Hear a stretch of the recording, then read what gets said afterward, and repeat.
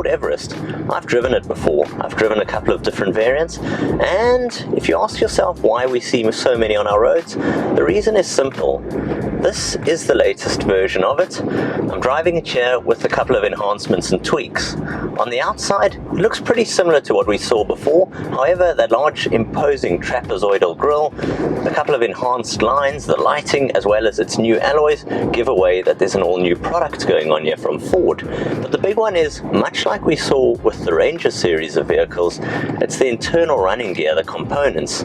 This particular car has got the BiTurbo motor, as well as power now being mated not to a 6-speed automated transmission, but rather to a 10-speed auto box.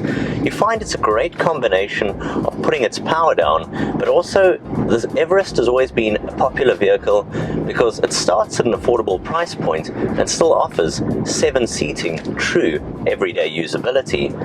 So when you climb onto the inside here, you've got Ford's brilliant Sync 3 multimedia system. That's Apple's CarPlay, Android Auto. It's intuitive, it's easy to use.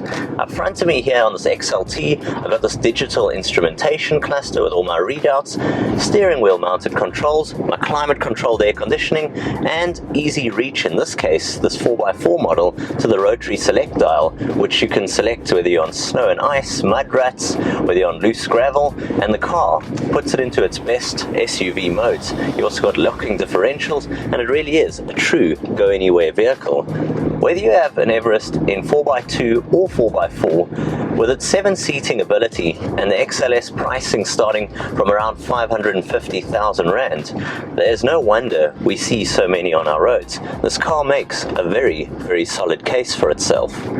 From me, Jason of TechnoBok, this has been a quick look at the latest generation Ford Everest. Until next time, I'll see you guys soon. Cheers for now.